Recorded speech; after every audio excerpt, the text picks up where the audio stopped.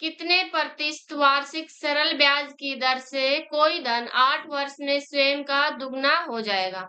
यानी at what simple interest rate percent per annum will be a sum of money double into 8 years. Simple interest है और उसमें क्या कह रखा है कि कोई धन जो है वो क्या हो रहा है, स्वयं का दुगना हो रहा है, डबल हो रहा है, और 8 साल में। तो हमें परसेंटेज निकालनी है, यानी प्रतिशत दर निकालनी है। तो देखो कोई धन है, मान लिया हमने जो है प्रिंसिपल है 1 और वो हो रहा है 2 हो रहा है, ठीक है, तो अमाउंट हो गया, यानी 1 से क्या हो रहा है, 2 हो रहा है, डबल हो रहा है, तो ये प्रिंसिपल है, ये अमाउंट।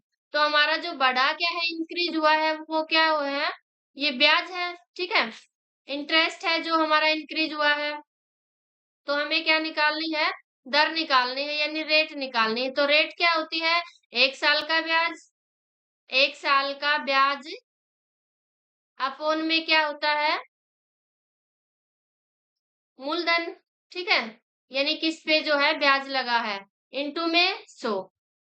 तो हमारा जो 1 साल का ब्याज कितना है, देखो टोटल ब्याज है 1 है, तो 8 साल का है ये, तो 1 साल का क्या हो जाएगा, 1/8, ठीक है, 1/8 नीचे मूलधन, मूलधन कितना है हमारा, 1 है, और गुणा में 100, ठीक है। तो 4 पे कट जाएगा, 4 2 जा 8, 4 2 जा, अब ये आ गया 25 अपोन में 2%, तो ये कितना होता है, 12 इंटू में ½ %, ठीक है। तो ऑप्शन हो जाएगा हमारा सेकंड करेक्ट। नेक्स्ट देखो,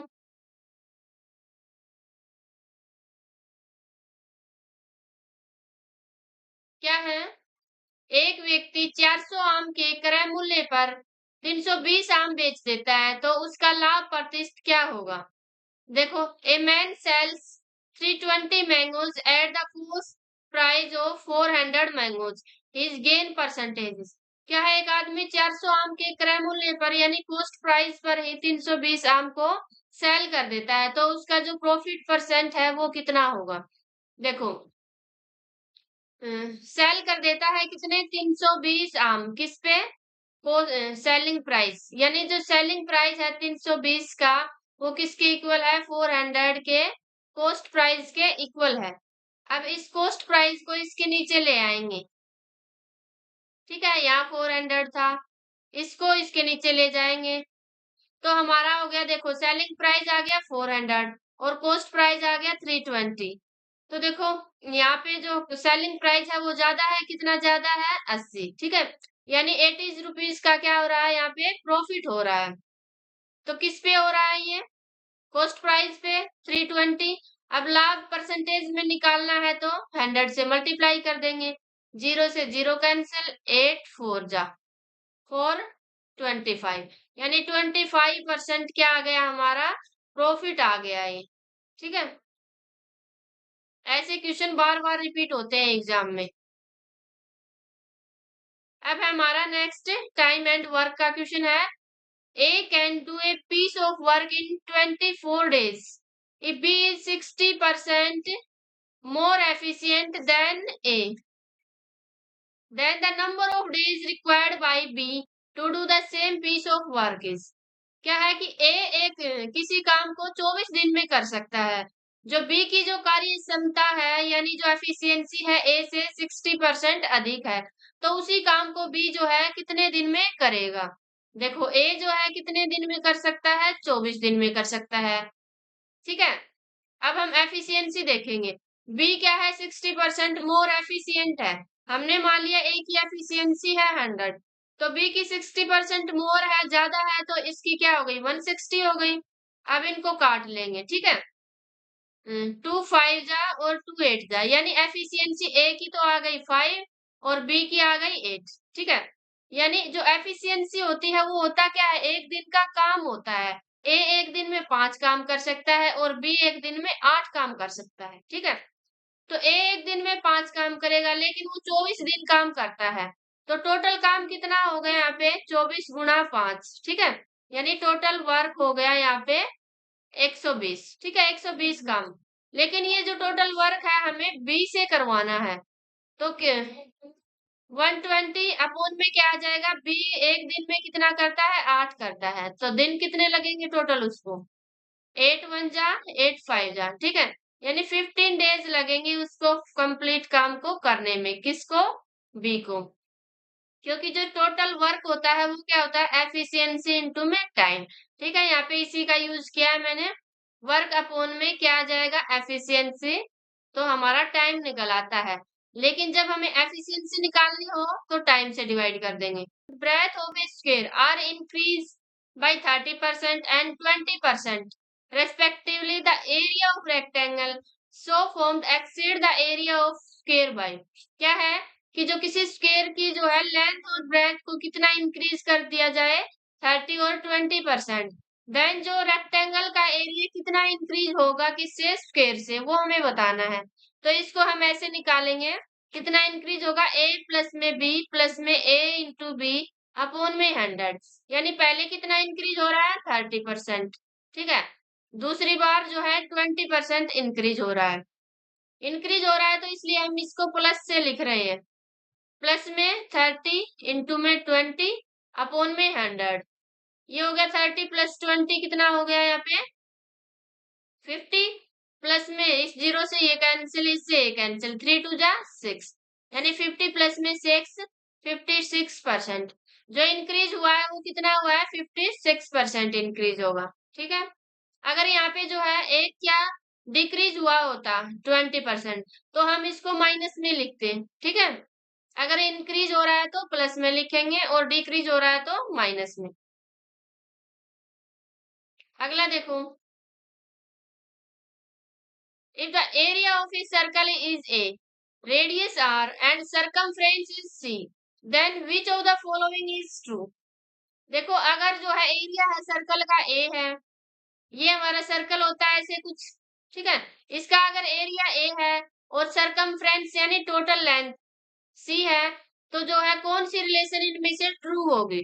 तो देखो हम इसके सरकमफ्रेंस ले लेते हैं पहले, सरकमफ्रेंस को सी से डिनोट किया है, तो सरकमफ्रेंस क्या होती है सर्कल की, 2 पाई आर होती है, ठीक है। इनको हम बोथ साइड आर से मल्टीप्लाई कर देते हैं, ठीक है। तो आर इंटू में सी इक्वल्स टू 2 पाई, आर से मल्टीप्लाई करेंगे तो क्या आ जाएगा, आर स्क्वायर हो जाएगा। तो ये देखो ये पाई आर स्क्वायर है, पाई आर स्क्वायर क्या होता है, एरिया होता है, किसका होता है, सर्कल का। तो इसकी जगह ए पुट कर सकते हैं, तो आर सी इक्वल्स टू आ जाएगा 2 इंटू में ए। तो ये रिलेशन देखो इसमें दिख रही है कि नहीं, 2a equals to R C, तो फर्स्ट हमारा करेक्ट हो जाएगा। तो इसके लिए हमें जो फॉर्मूलाज हैं वो पता होने चाहिए।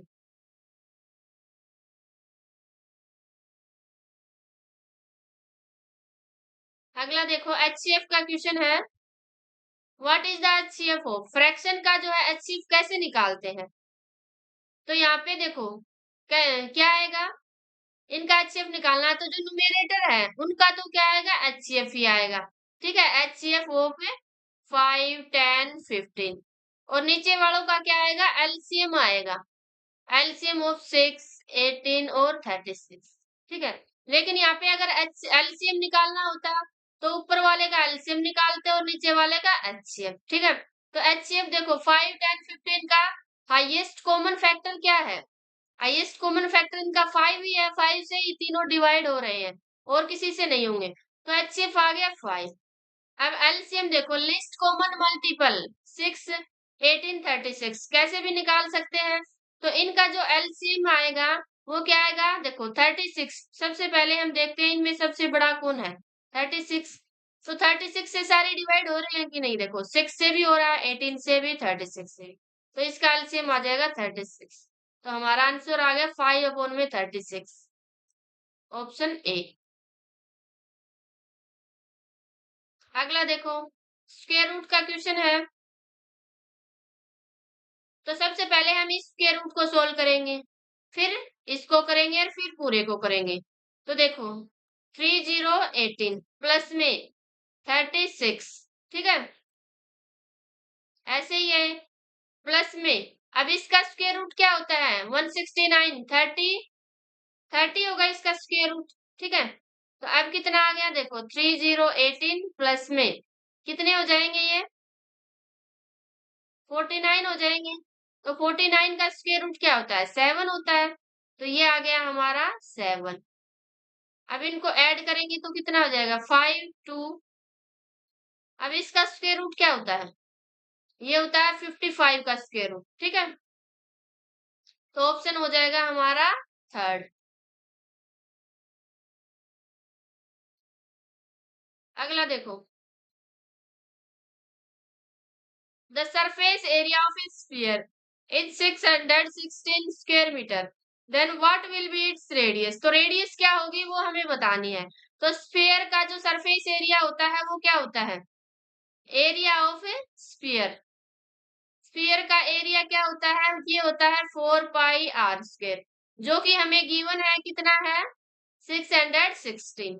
ठीक है, तो यहाँ से पाई की वैल्यू रखेंगे तो 4 इंटू में 22 अपॉन में 7 इंटू में r² इक्वल टू है 616।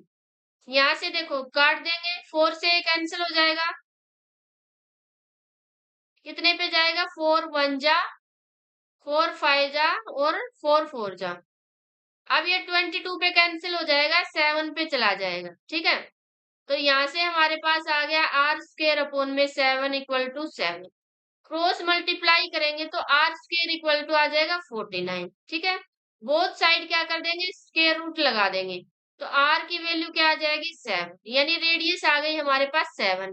तो हमें क्या निकालना था? रेडियस। तो रेडियस आ गई 7। ऑप्शन थर्ड जो है करेक्ट हो जाएगा। अगला देखो, बार वाला क्वेश्चन है, तो कैसे करेंगे? इसकी हमें वैल्यू निकालनी है। तो जिसके ऊपर बार होता है उतने ही नीचे क्या आते हैं? 9 आते हैं। तो 7/9 आ जाएगा।